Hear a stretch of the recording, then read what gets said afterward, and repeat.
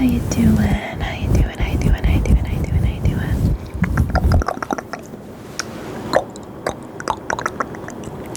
My little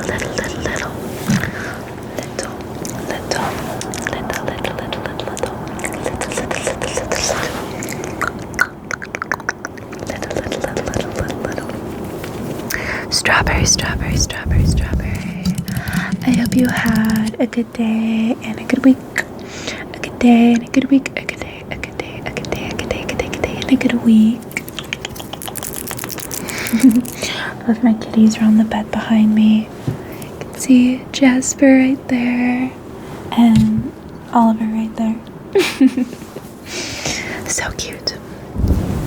They're getting along much better. I still haven't put on those little like claw caps. I do have them now though. I just haven't like sat down and done them yet. I really should though. I'm really concerned about them like scratching each other like in the eye or something. Like I don't know. I can't hear you guys right now. I don't know why, but my earbuds won't play any sound while I'm recording, but as soon as I end the video and I re-listen to it in my gallery, it will play in my headphones just fine, and I can hear that my mic is on. So I don't know what the issue is. I haven't filmed with this phone before. I've had this problem since I started filming with this phone, so it's probably a setting thing that I have to mess with. Anyway, disclaimer, I can't hear myself. This video is going to be soft-spoken, so I'm not going to get too close to the mic. Yeah. So, you guys might remember me talking about this before, but I had this Barbie sticker book that I gotten from my cousin that had like previous like Barbie dolls that fit the princess and fairy tale theme, and I'll show you the book. I found it. I didn't know where it was before. I literally have been looking for this for like 6 months at least. And I had just like slipped it between two like bookshelves. Like they weren't in the bookshelf, they were like between the furniture pieces and like a little gap I had. I don't know why it was there, but I was sitting in my room and kind of looking around, and I was like, wait, it just came to me, like, what if I put it in this one little spot, because I swear it's in my room. And it was there. It was in that spot. So this is going to be kind of a longer video. I'm gonna be soft-spoken reading the fairy tales, because the fairy tales aren't in here. This book is 4 pages, but I have the Grimm's fairy tale book, and I'm gonna read, after I show you the dolls in here, I'm gonna read the corresponding story, and that's gonna be the vibe. Also, sorry if you can hear my roomies downstairs. I can like occasionally hear them, so I feel like you probably can too. So this first page is the Enchanted Tales section. Not all the stickers are in place. See, this one's missing. I guess my cousin just didn't put them in here. I don't know, she probably put them somewhere else. But most of them are, so I'm just gonna fold it. This book is really like flimsy anyway. It also, I think, got water damage. First one is The Frog Prince. She's wearing a really pretty like pink dress. Hope you guys can see it. And there's the little like golden ball from the story.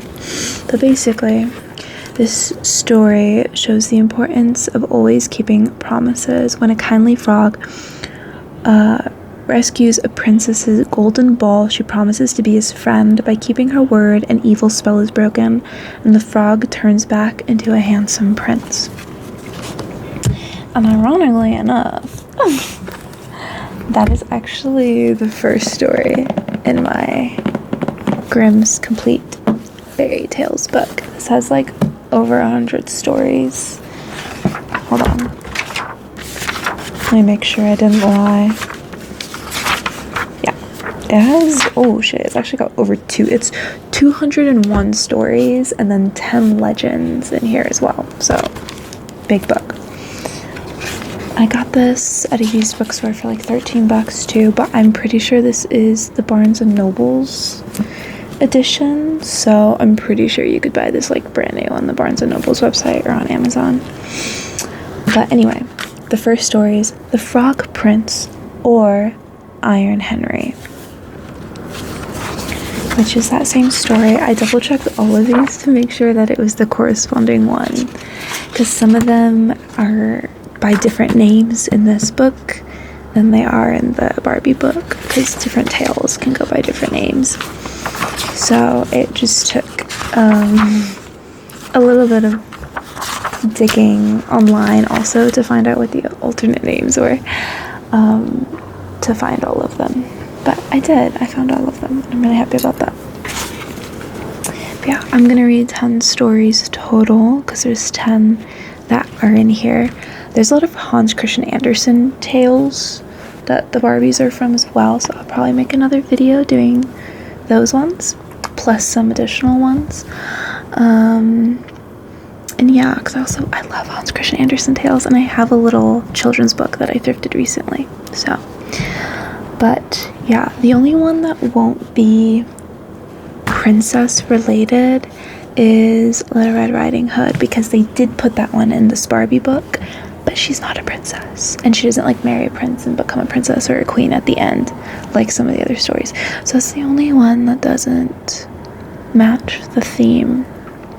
That'll be the bonus story. I'll probably do that one at the end. Yeah, this one first. This is gonna be a long video. In old times, when wishing still helped one, there lived a king whose daughters were all beautiful. But the youngest was so beautiful that the sun itself, which has seen so much, was astonished whenever it shone on her face. Close by the king's castle lay a great dark forest, and under an old lime tree in the forest was a well. And when the day was very warm, the king's child went out into the forest and sat down by the side of the cool mountain. And when she was bored, she took a golden ball and threw it up on high and caught it. And this ball was her favorite plaything. Now it so happened that on one occasion the princess's gold ball did not fall into the little hand which she was holding up for it, but onto the ground beyond and rolled straight into the water. The king's daughter followed it with her eyes, but it vanished, and the well was deep, so deep that the bottom could not be seen. At this she began to cry, and cried louder and louder, and could not be comforted. Honestly, real. And as she thus lamented, someone said to her, "What ails you, king's daughter? Your tears would melt a heart of stone." She looked round to the side from where the voice came, and saw a frog stretching forth its thick, ugly head from the water. "Ah, old water splasher, is it you?" said she. "I am weeping for my golden ball, which has fallen into the well." "Be quiet and do not weep," answered the frog. "I can help you. But what will you give me if I bring your plaything up again?" "Whatever you will have, dear frog," said she, "my clothes, my pearls and jewels, even the golden crown which I am wearing." The frog answered, "I do not care for your clothes, your pearls, and your jewels, or your golden crown, but if you will love me and let me be your companion and playmate, and sit by you at your little table and eat off your little golden plate, and drink out of your little cup, and sleep in your little bed, if you'll promise me this, I will go down below and bring you your golden ball up again." "Oh yes," said she, "I promise you all you wish, if you will but bring me my ball back again." She, however, thought, "How the silly frog does talk! He lives in the water with the other frogs and croaks, and can be no companion to any human being." She's probably like, "Why would you want that?" I feel like what? But okay. I mean, I don't know why he would want a crown and stuff either. So, like, I don't. But the frog, when he had received this promise, put his head into the water and sank down, and in a short while came swimming up again with the ball in his mouth and threw it on the grass. The king's daughter was delighted to see her pretty plaything once more, and picked it up and ran away with it. "Wait, wait," said the frog. "Take me with you. I can't run as you can." But what did it avail him to scream his croak-croak after her as loudly as he could? She did not listen to it, but ran home and soon forgot the poor frog, who was forced to go back into his well again. The next day, when she had seated herself at the table with the king and all the courtiers, and was eating from a little golden plate, something came creeping, splish splash, up the marble staircase, and when it had got to the top, it knocked at the door and cried, "Princess, youngest princess, open the door for me." She ran to see who was outside, but when she opened the door, there sat the frog in front of it. Then she slammed the door in great haste, sat down to dinner again, and was quite frightened. The king saw plainly that her heart was beating violently, and said, "My child, what are you so afraid of? Is there perchance a giant outside who wants to carry you away?" "Ah, no," replied she, "it is no giant, but a disgusting frog." It's crazy. Sorry. "What does a frog want with you?" "Ah, dear father, yesterday as I was in the forest, sitting by the well, playing, my golden ball fell into the water, and because I cried so, the frog brought it out for me, and because he so insisted, I promised him he should be my companion, but I never thought he would be able to come out of his water, and now he's outside there, and wants to come in to me. In the meantime, it knocked a second time, and cried, 'Princess, youngest princess, open the door for me. Do you not know what you said to me yesterday by the cool waters of the fountain? Princess, youngest princess, open the door for me.' Then said the king, 'That which you have promised you must perform. Go and let him in.'" No, you like, wait. She went and opened the door, and the frog hopped in and followed her, step by step, to her chair. There he sat and cried, "Lift me up beside you." She delayed until at last the king commanded her to do it. When the frog was once on the chair, he wanted to be on the table, and when he was on the table, he said, "Now push your little golden plate nearer to me, that we may eat together." She did this, but it was easy to see that she did not do it willingly. The frog enjoyed what he ate, but almost every mouthful she took choked her. At length he said, "I have eaten and am satisfied. Now I am tired. Carry me into your little room and make your little silken bed ready, and we will both lie down and go to sleep." Has she never had, like, a pet? I feel like so many little girls, like, want to have their little pet rat, have a little tea party with them and sleep in their bed with them, or their hamster, their ferret, their cat, their dog. Some people have pet turtles and frogs, and she's, like, so disgusted by this. I'm sorry, I find it really funny. I would definitely have exotic pets if I felt like I could take care of them, but I do not have the means or the space, or even I have 2 cats, so I don't think that would go well with many other animals. But sorry, she just cracks me up. The king's daughter began to cry, for she was afraid of the cold frog, which she did not like to touch, and which was now to sleep in her pretty clean little bed. Babes, you have servants to clean that. But the king grew angry and said, "He who helped you when you were in trouble ought not be despised by you afterwards." So she took hold of the frog with 2 fingers, carried him upstairs, and put him in a corner. But when she was in bed, he crept up to her and said, "I'm tired. I want to sleep as well with you. Lift me up, or I will tell your father." Oh, snitch. Then she was terribly angry and took him up and threw him with all her might against the wall. "Now you will be quiet, odious frog," said she. But when he fell down, he was no frog. I'm so sorry.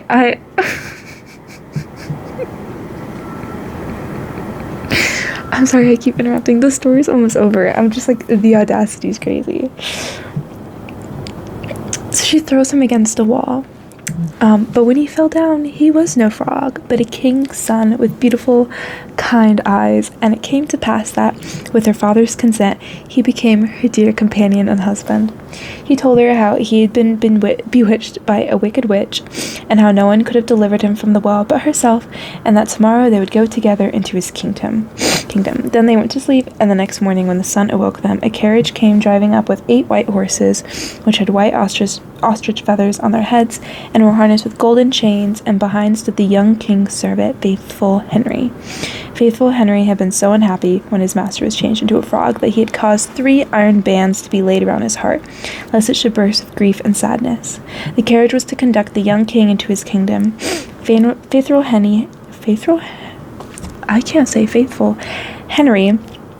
helped them both in, and placed himself behind again, and was full of joy because of this deliverance. And when they had driven a part of the way, the king's son heard a cracking behind him as if something had broken. So he turned around and cried, "Henry, the carriage is breaking." "No, master, it is not the carriage. It is the band from my heart, which was put there in my great pain when you were a frog and imprisoned in the well." Again and once again, while they were on their way, something cracked, and each time the king's son thought the carriage was breaking, but it was only the bands which were springing from the heart of faithful Henry, because his master was set free and was happy. Sorry, that one is so funny to me. And also at the end, Henry just having his the last two paragraphs are just about Henry. So happy to have his homie back.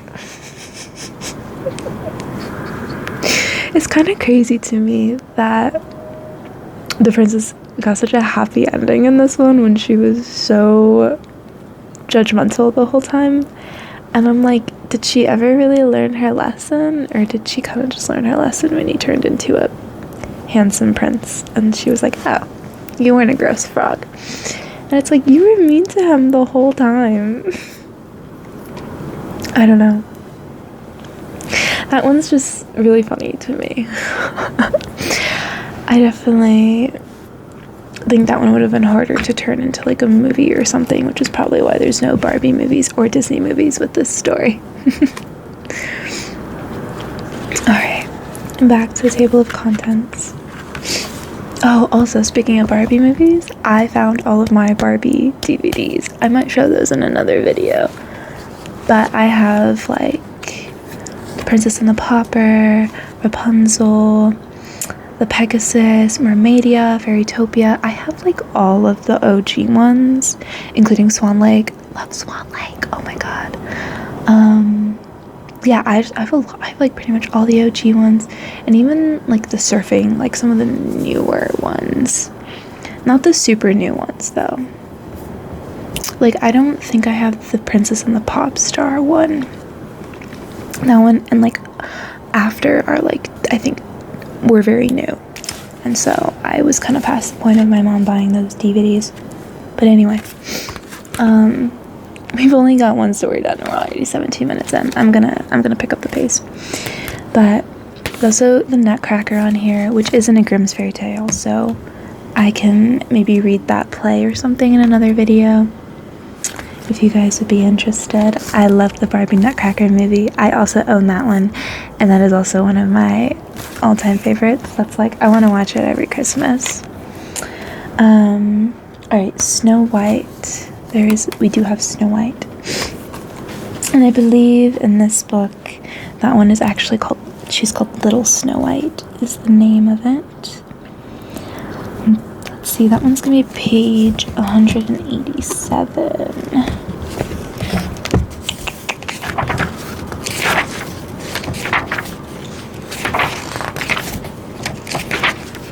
Here we go. Yep. Little Snow White. Once upon a time, in the middle of winter, when the flakes of snow were falling like feathers from the sky, a queen sat at a window sewing, and the frame of the window was made of black ebony. And while she was sewing and looking out of the window at the snow, she pricked her finger with the needle, and 3 drops of blood fell upon the snow.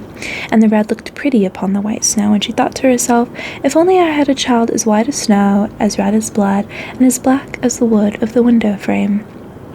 Soon after that, she had a little daughter, who was as white as snow, and as red as blood, and her hair was as black as ebony, and she was therefore called Little Snow White. And when the child was born, the queen died.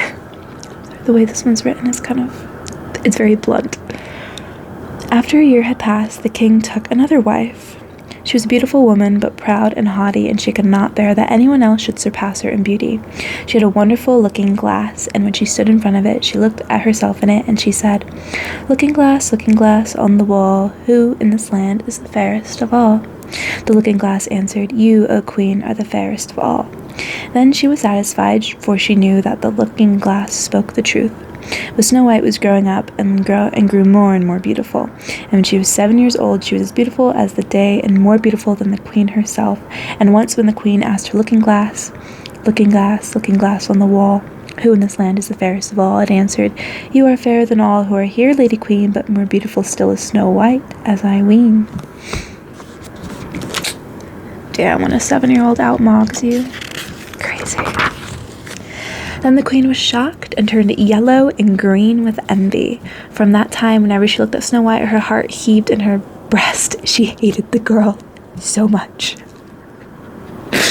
And envy and pride grew higher and higher in her heart like a weed, so that she had no peace day or night.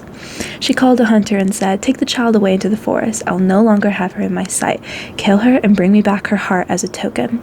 The hunter obeyed and took her away, but when he had drawn his knife and was about to pierce Snow White's innocent heart, she began to weep and said, Oh, dear hunter, spare me my life. I'll run away into the wild forest and never come home again. And as she was so beautiful, the hunter had pity on her and said, Run away then, you poor child. Pretty privilege. The wild beasts will soon devour you, thought he, and yet it seemed as if a stone had been rolled from his heart, since he no longer needed to kill her. And as a young boar just then came running by, he stabbed it and cut out its heart and took it to the queen as proof that the child was dead. The cook had to salt this, and the wicked queen ate it and thought she had eaten the heart of Snow White. The casual cannibalism is crazy. But now the poor child was all alone in the great forest, and so terrified that she looked at every leaf of every tree and did not know what to do. Then she began to run and ran over sharp stones and through thorns, and the wild beasts ran past her but did her no harm. She ran as far as her feet would go until it was almost evening. Then she saw a little cottage and went into it to rest. Everything in the cottage was small but neater and cleaner than you can imagine. There was a table on which was a white cover and 7 little plates, and on each plate a little spoon. Moreover, there were 7 little knives and forks and 7 little mugs. Against the wall stood 7 little beds side by side and covered with snow-white bedspreads. Little White was so hungry and thirsty that she ate some vegetables and bread from each plate, drank a drop of wine out of each mug, for she did not wish to take all from only one. Then, as she was so tired, she laid herself down on each of the little beds, but none of them suited her. One was too long, one was too short, but at last she found that the 7th one was right, and so she remained in it, said a prayer, and went to sleep. When it was quite dark, the owners of the cottage came back. They were 7 dwarfs who dug and delved in the mountains for ore. They lit their 7 candles, and now that the cottage was lit, they saw that someone had been there, for everything was not in the same order in which they had left it. The first said, Who had been sitting on my chair? The second, Who has been eating off my plate? The third, Who has been taking some of my bread? The fourth, Who has been eating my vegetables? The 5th, Who has been using my fork? The 6th, Who has been cutting with my knife? The 7th, Who has been drinking out of my mug? The first looked around and saw that there was a little hole in his bed, and he said, Who has been getting into my bed?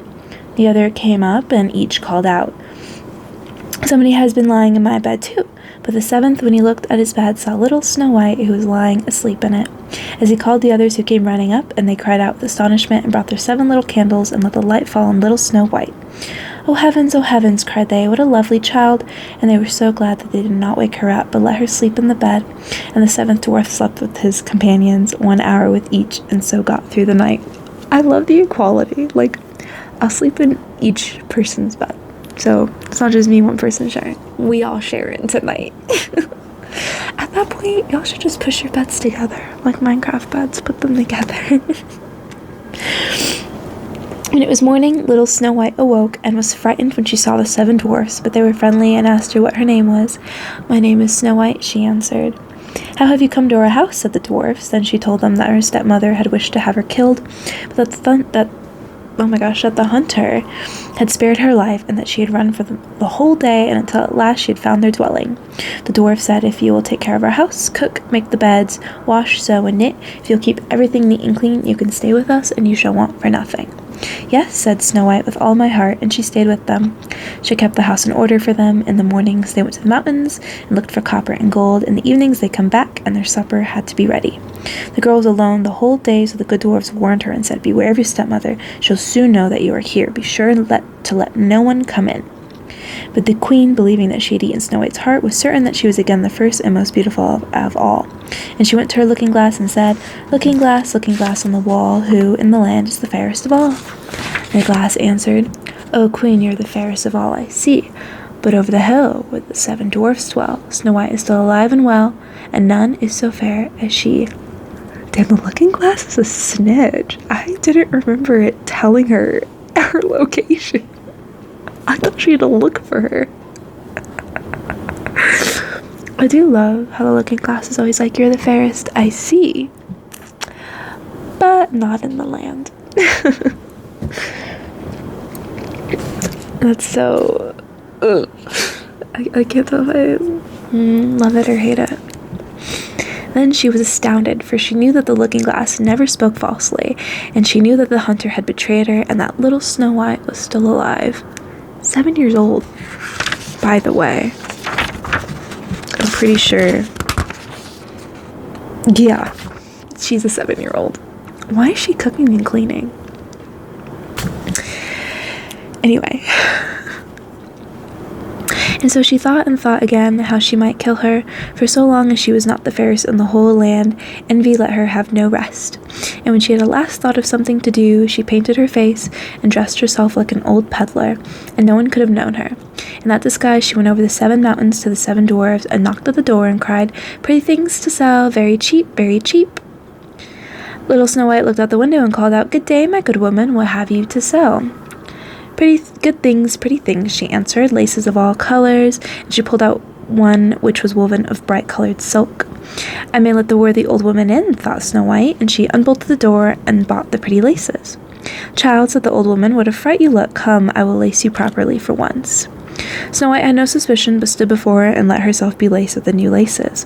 But the old woman laced so quickly and so tightly that Snow White lost her breath and fell down as if dead. Now I am the most beautiful, said the queen to herself, and ran away. Not long afterwards, in the evening, the 7 dwarfs came home, but they were shocked that they saw their dear little Snow White lying on the ground, and that she neither stirred nor moved and seemed to be dead. They lifted her up and saw that she was laced too tightly. They cut the laces, and she began to breathe a little, and after a while came to life again. When the dwarfs heard what happened, they said, "The old peddler was none other than the wicked queen. Take care, and let no one come in when we are not with you." But the wicked woman, rapping for no reason. The wicked woman, when she had reached home, went in front of the glass and asked, looking glass on the wall, who in this land is the fairest of all?" And it answered as before, "O queen, you are fairest of all I see, but over the hills, where the 7 dwarfs dwell, Snow White is still alive and well, and none is so as fair as she." When she heard that, all her blood rushed to her heart with fear, for she saw plainly that little Snow White was again alive. "But now," she said, "I will think of something that shall put an end to you." And by the help of witchcraft, which she understood, I love that she understands witchcraft, she made a poisonous comb. Then she disguised herself and took the shape of another old woman. She went over the 7 mountains to the 7 dwarves, knocked at the door, and cried, "Good things to sell, cheap, cheap." Little Snow White looked out and said, "Go away, I cannot let anyone come in." "I suppose you can look," said the old woman, and pulled this poisonous comb out and held it up. It pleased the girl so well that she let herself be fooled and opened the door. When they had struck a bargain, the old woman said, "Now I'll comb you properly, for once." Poor little Snow White had no suspicion, because she's dumb as fuck. She's 7 years old. Can one of y'all dwarves just stay behind to babysit? Like, I don't think you should leave a 7-year-old by herself. Do all 7 of you need to work in this economy? Is it that rough? Anyway. Poor little Snow White had no suspicion and let the old woman do as she pleased, but hardly had she put the comb in her hair than the poison took effect, and the girl fell down senseless. "You paragon of beauty," said the wicked woman, "you are done for good," and she went away. But fortunately it was almost evening, and when the 7 dwarfs came home, and when they saw Snow White lying as if dead upon the ground, they at once suspected the stepmother, and they looked and found the poisoned comb. Scarcely had they taken it out, and Snow White came to and told them what had happened. Then they warned her once more to be upon her guard, and to open the door to no one. The queen at home went in front of the glass and said, looking glass on the wall, "Who in this land is the fairest of all?" Then it answered as before, "O queen, you are fairest of all I see, but over the hills, where the 7 dwarfs dwell, Snow White is still alive and well, and none is so fair as she." When she heard the glass speak, she trembled and shook with rage. "Snow White shall die," she cried, "even if it costs me my life." When she went into a quiet, secret, lonely room where no one ever came, there she made a very poisonous apple. Outside it looked pretty, white with a red cheek, so that everyone who saw it longed for it, but whoever ate a piece of it must surely die. When the apple was ready, she painted her face and dressed herself up as a countrywoman. So she went over the 7 mountains to the 7 dwarves. She knocked at the door. Snow White put her head out of the window and said, "I cannot let anyone in. The 7 dwarfs have forbidden me." "It is all the same to me," answered the woman. "I will soon get rid of my apples. Here, I will give you one." "No," said Snow White, "I dare not take anything." "Are you afraid of poison?" said the old woman. "Look, I will cut the apple in 2 pieces. You eat the red cheek, I will eat the white." The apple was so cunningly made that only the red cheek was poisoned. Snow White longed for the fine apple, and when she saw that the woman ate part of it, she could resist no longer, and snatched out her hand and took the poisonous half. But hardly had she taken a bite than she fell down dead. And the queen looked at her with a dreadful look, and laughed aloud, and said, "White as snow, red as blood, black as ebony wood. This time the dwarfs cannot wake you up again." And when she asked the looking-glass at home, looking glass on the wall, who in this land is the fairest of all?" it answered at last, "O queen, in this land you are the fairest of all." Imagine it was like, Snow White's corpse is still prettier than you. That should have clocked her. But I guess it only counts alive people. "O queen, in this land you are the fairest of all." Then her envious heart had rest, so far as an envious heart can have rest. The dwarfs, when they came home in the evening, found Snow White lying upon the ground. She breathed no longer and was dead. They lifted her up, looked to see whether they could find anything poisonous, unlaced her, combed her hair, washed her with water and wine, but it was all of no use. The poor child was dead and remained dead. They laid her upon a bier, and all 7 of them sat round it and wept for her, and wept 3 days long. When they were going to bury her, but she still looked as if she were alive, and still had pretty red cheeks, they said, "We cannot bury her in the ground." And they had a transparent coffin of glass made, so that she could be seen from all sides, and they laid her in it, and in golden letters wrote upon it her name, and that she was a king's daughter. They then put the coffin out upon the mountain, and one of them always stayed by it and watched it. So now you can babysit her 24/7. I can't. But not when she was alive and being hunted. And the birds came too and wept for Snow White. First an owl, then a raven, and last a dove. And now Snow White lay a long, long time in the coffin, and she did not change, but looked as if she were asleep, for she was as white as snow, as red as blood, and her hair was as black as ebony. It happened, however, that a king's son came into the forest, and went to the dwarf's house to spend the night. He saw the coffin on the mountain, and the beautiful Snow White inside it, and read what was written upon it in golden letters. And he said to the dwarves, "Let me have the coffin. I will give you whatever you want for it." But the dwarves answered, "We will not part with it for all the gold in the world." Then he said, "Let me have it as a gift, for I cannot live without seeing Snow White. I will honor and prize her as my dearest possession."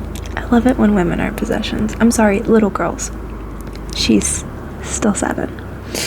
As he spoke in this way, the dwarves took pity upon him, and gave him the coffin. And now the king's son had it carried away by his servants on their shoulders, and it happened that they stumbled over a tree stump, and with the shock the poisonous piece of apple, which Snow White had bitten off, came out of her throat. And before long she opened her eyes, lifted up the lid of the coffin, sat up, and was once more alive. "Oh heavens, where am I?" she cried. The king's son, full of joy, said, "You are with me," and told her what had happened, and said, "I love you more than everything in the world. Come with me to my father's palace. You shall be my wife." And Snow White was willing and went with him, and their wedding was held with great show and splendor. But Snow White's wicked stepmother was also invited to the feast. When she had dressed herself in beautiful clothes, she went before the looking-glass and said, looking glass on the wall, who in this land is the fairest of all?" And the glass answered, "O queen, of all here the fairest is you, but the young queen is fairer by far, it is true." Then the wicked woman uttered a curse, and was so miserable, so utterly miserable, that she knew not what to do. At first she would not go to the wedding at all, but she had no peace, and must go to see the young queen. And when she went in, she knew Snow White, and she stood still with rage and fear, and could not stir. But iron slippers had already been put upon the fire, and they were brought in with tongs and set before her. Then she was forced to put on the red-hot shoes and dance until she dropped down dead. Damn, who? I'm assuming, like, the king or whatever was like, I've had enough of her ass. It's giving Game of Thrones and Daenerys' brother getting that like crown of gold that melts through his head, but like imagine putting on iron hot shoes on someone and making them, yeah. Guys, we're already at like over half an hour and I've only read 2 stories. We're gonna probably have to break this into multiple videos. I'll film them all in one setting, but I'll have to upload them separately because I don't think my phone can handle this. But we'll try to do a couple more. We'll at least do 1 more story, maybe 2 depending on the length. I'm looking for my lip gloss right now. That's why I'm like kind of, my lips are feeling a little dry. This is just like a clear one that has turned pink from being put over my lipsticks. But anyway.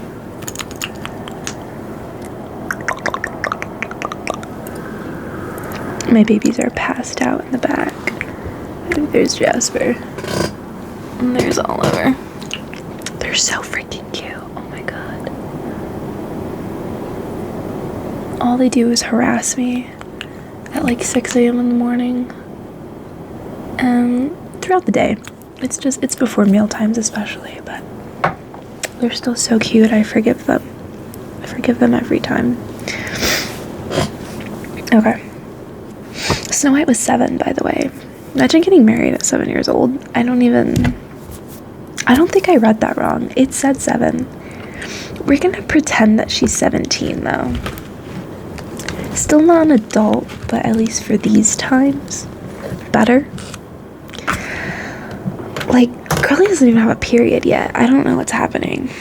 Also, the first story with the girl with the golden ball, like, didn't they explicitly say she was a child and she liked to throw this ball around like it was like a little basketball or something? So again, also a child. Whatever, we're just gonna move on. Honestly, because like Snow White was like what, 14 in the Disney movie? They kind of like at least made her double the age that she is in the original story, apparently. Oh, Beauty and the Beast. Okay, so this one's a little difficult because Beauty and the Beast isn't actually a Grimm's fairy tale. It was like had a different origin. But there is a Grimm's fairy tale that is very similar in the plot. I don't know which came first, but it's page 312. I'll read it to you and you can like let me know what you think, but I think you'll agree it's basically the same exact plot. So the story is The Singing Springing Lark, and it goes, there was once a man who was about to set out on a long journey, and on parting he asked his 3 daughters what he should bring back with him for them.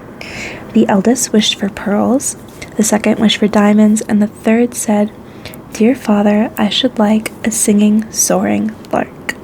The father said, "Yes, if I can get it, you shall have it," and kissed all 3 and set out. So mind you, like original Beauty and the Beast's beginning, the father, again, he has multiple daughters. It's not like the Disney movie where she's an only child. There's multiple daughters, and the other ones, I think they're like the older ones. I'm pretty sure that Belle is the youngest. The other ones ask for like clothes and riches and jewelry and stuff like that. So same vibe, pearls and diamonds. And Belle asked for a rose. And you know how the story goes from there. Same vibe, just a little darker because Disney obviously doesn't like sanitizes it. And in this one she's asking for a lark, which I believe is a type of bird. Honestly, same. I would ask for like a dove, or like if I lived in a place for it, like a swan or a heron or a crane. That's a little exotic. Let me calm down. A dove would be more realistic. That's literally just a pigeon.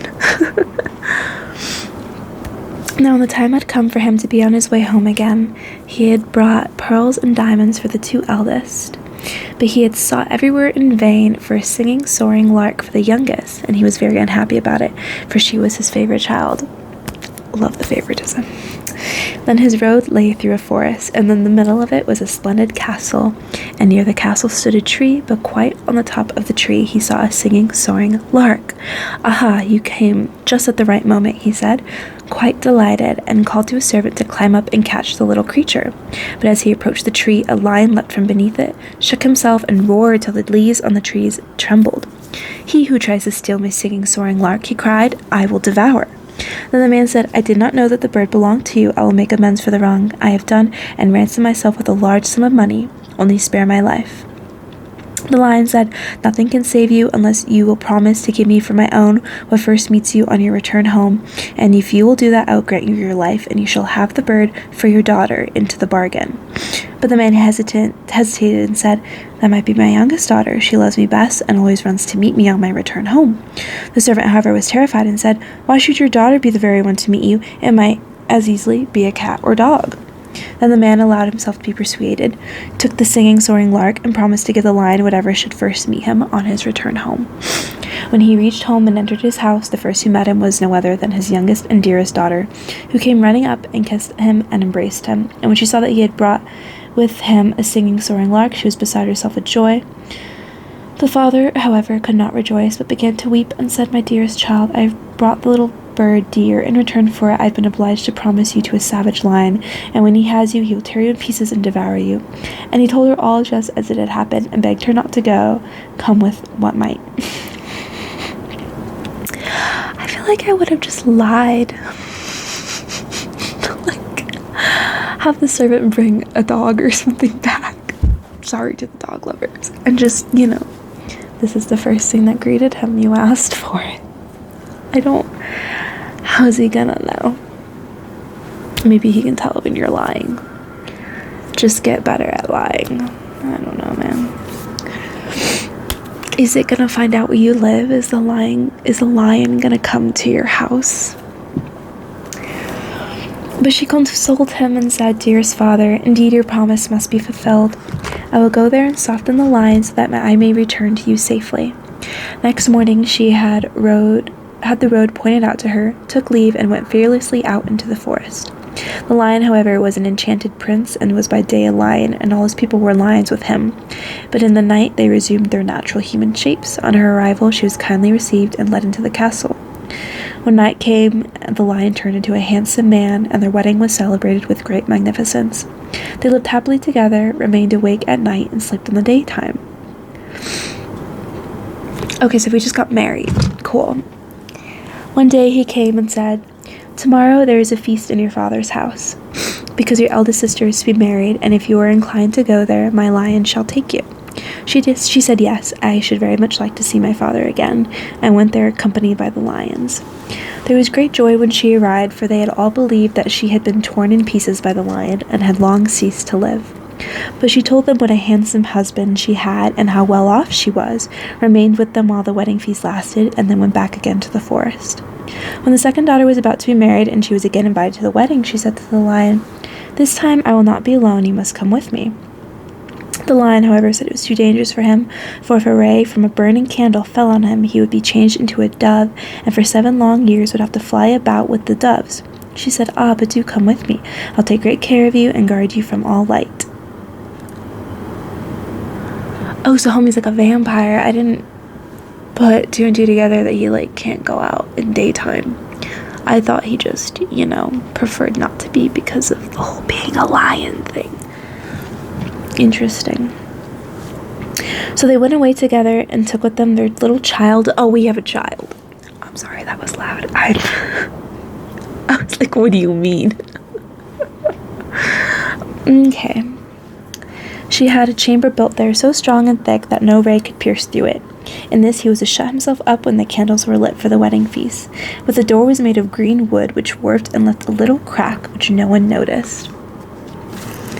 What's the point of bringing him if he has to stay in a box? I don't... Okay.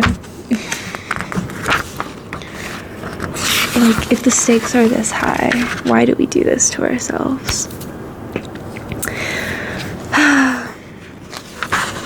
Anyway, the wedding was celebrated with magnificence, but when the procession with all its candles and torches came back from church and passed by this apartment, a ray about the breadth of a hair fell on the king's son, and when this ray touched him, he was transformed in an instant. And when she came in and looked for him, she did not see him, but a white dove was sitting there. The dove said to her, "For 7 years I must fly about the world, but at every 7th step that you take, I will let fall a drop of blood and a white feather, and these will show you the way, and if you follow the trace, you can release me." Thereupon the dove flew out at the door, and she followed him, and at every 7th step, a red drop of blood and a little white feather fell down and showed her the way. So she went continually further and further in the wide world, never looking about her or resting. So our child is parentless for 7 years.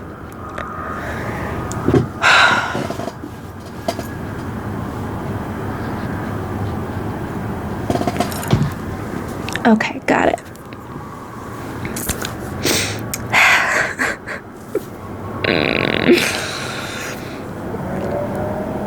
Thereupon the dove flew out the door, and she followed him, and yeah, the whole thing. So she went continually further and further, never looking or resting. And 7 years were almost past. Then she rejoiced and thought they would soon be delivered, and yet they were so far from it. Once, when they were thus moving onwards, no little feather and no red drop of blood fell. And when she raised her eyes, the dove had disappeared, and so she thought to herself, "In this no man can help you." She climbed up to the sun and said to him, "You shine into every crevice and over every peak. Have you not seen a little white dove flying?" "No," said the sun, "I have seen none, but I present you with a casket. Open it when you are in sorest need." Then she thanked the sun and went on until evening came, and the moon appeared. She then asked her, "You shine the whole night through, and on every field and forest. Have you not seen a white dove flying?" "No," said the moon, "I have seen no dove, but here I give you an egg. Break it when you are in great need." She thanked the moon and went on until the night wind came up and blew on her. Then she said to it, "You blow over every tree and under every leaf. Have you not seen a white dove flying?" "No," said the night wind, "I have seen none, but I will ask the 3 other winds. Perhaps they have seen it." The east wind and the west wind came and had seen nothing, but the south wind said, "I have seen the white dove. It has flown to the Red Sea, where it has become a lion again. For the 7 years are over, and the lion is there fighting with a dragon. The dragon, however, is an enchanted princess." Night Wind then said to her, "I will advise you. Go to the Red Sea. On the red bank are some tall reeds. Count them, break off the 11th, and strike the dragon with it. Then the lion will be able to subdue it, and both will then regain their human form. After that, look round, and you will see the griffin, which is by the Red Sea. Swing yourself with your beloved onto its back, and the bird will carry you over the sea to your own home. Here is a nut for you. When you're above the center of the sea, let the nut fall, and it will immediately shoot up, and a tall nut tree will grow out of the water on which the griffin may rest. For if he cannot rest, he will not be strong enough to carry you across, and if you forget to throw down the nut, he will let you fall into the sea." Then she went there and found everything as the night wind had said.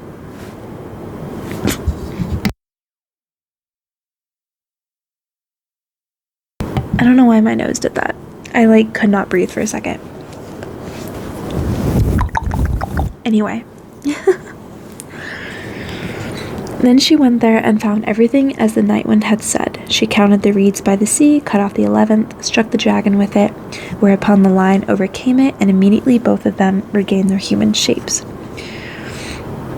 But when the princess who had before been the dragon was delivered from enchantment, she took the youth by the arm, seated herself on the griffin, and carried him off with her. There stood the poor maiden who had wandered so far and was again forsaken. She sat down and cried, but at last she took courage and said, "Still I will go as far as the wind blows, and as long as the cock crows, until I find him." And she went forth by long, long roads until at last she came to the castle where both of them were living together. There she heard that soon a feast was to be held in which they would celebrate their wedding. So what happened to our kid? You guys, I'm tweaking right now. This story is getting me. Oh my god, I'm gonna cry. But she said, "God still helps me." Do we want this man? But also it is our fault that he turned into a dove for 7 years, so But also, he was just beefing with the dragon. Why is he now marrying her? What's happening? Oh my god.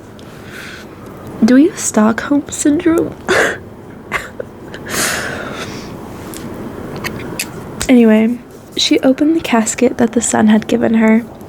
A dress lay inside as brilliant as the sun itself, so she took it out and put it on and went up into the castle. And everyone, even the bride, looked at her with astonishment. The dress pleased the bride so well that she thought it might do for her wedding dress, and asked if it was for sale. "Not for money or land," answered she, "but for flesh and blood." The bride asked her what she meant by that, so she said, "Let me sleep a night in the chamber where the bridegroom sleeps." The bride would not, yet wanted very much to have the dress. At last she consented, but the page was to give the prince a sleeping potion. When it was night, therefore, and the youth was already asleep, she was led into the chamber. She seated herself on the bed and said, "I have followed you after you for 7 years. I have been to the sun and the moon and the 4 winds and have inquired for you, and have helped you against the dragon. Will you then quite forget me?" But the prince slept so soundly that it only seemed to him as if the wind were whistling outside in the fir trees. When the day broke, she was let out again and had to give up the golden dress, and as even that hadn't been of no avail, she was sad, went out into the meadow, sat down there and wept. While she was sitting there, she thought of the egg which the moon had given her. She opened it, and there came out a clucking hen with 12 chickens, all of gold, and they ran about chirping and crept again under the old hen's wings. Nothing more beautiful was ever seen in the world. Then she arose and drove them through the meadow before her until the bride looked out of the window. The little chickens pleased her so much that she immediately came down and asked if they were for sale. "Not for money or land, but for flesh and blood. Let me sleep another night in the chamber where the bridegroom sleeps." The bride said yes, intending to cheat her as on the former evening, but when the prince went to bed, he asked the page what the murmuring and rustling in the night had been. At this, the page told all that he had been forced to give him a sleeping potion because a poor girl had slept secretly in the chamber, and that he was to give him another that night. The prince said, "Pour out the potion by the bedside." I love how he fumbled after, being asked one time. At night, she was again let in, and when she began to realize how ill all had fared with her, he immediately recognized his beloved wife by her voice and sprang up and cried, "Now I really am released. I had been as it were in a dream, for a strange princess has bewitched me, so that I have been compelled to forget you, but God has delivered me from the spell at the right time." Sure. Then they both left the castle secretly in the night, for they feared the father of the princess, who was a sorcerer, and they seated themselves on the griffin which bore them across the Red Sea, and when they were in the middle of it, she let the nut fall. Immediately a tall nut tree grew up, on which the bird rested, and then carried them home, where they found their child, who had grown tall and beautiful, and they lived happily until their death. Cool. So you were there for none of her childhood. Got it. Got it. This one done pissed me off. I did appreciate how much happened in this one, though. I like how it just kept... I love how things just keep happening. These fairy tales definitely do give the vibe of, oh, my child wants a bedtime story, so I'm gonna give them something very, short, but very entertaining.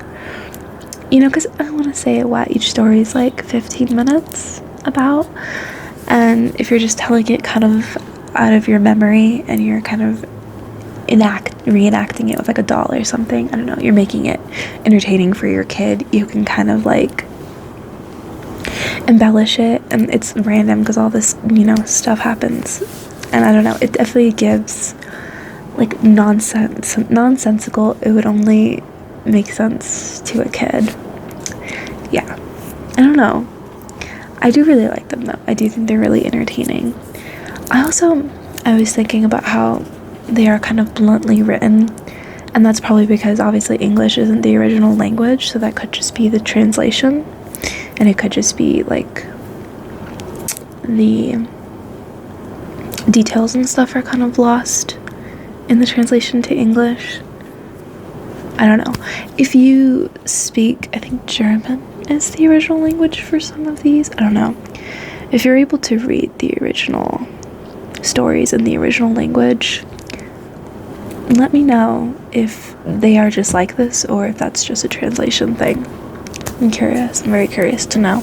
I'm sure there might be like an essay or an article about this somewhere, because I feel like that's maybe something other people have observed. But anyway, I'm gonna wrap up this video. I'm gonna like blow my nose and stuff and then continue the rest of the parts, because I don't know what's going on with me. Yeah, I'll just like take a short break and then I'll film another video that will be posted in probably a few days after this one. I'm probably gonna have to do this in 3 parts. I hate putting part 2, part 3 in the name of the title, so it's probably not gonna be titled that way. But I'll be wearing the same shirt, so you know it's from the same day. Alright. Good night, good night, good night, good night. I hope you enjoyed. I'll probably make a little playlist of these so that you could just like play all 3 of them and fall asleep if you're having trouble falling asleep. That was kind of the point of these, was just me reading you these kind of bedtime stories, sorry. And it'll be the same thing when I do the Hans Christian Andersen ones, and I'd like to keep making these kinds of videos, so good night, good night.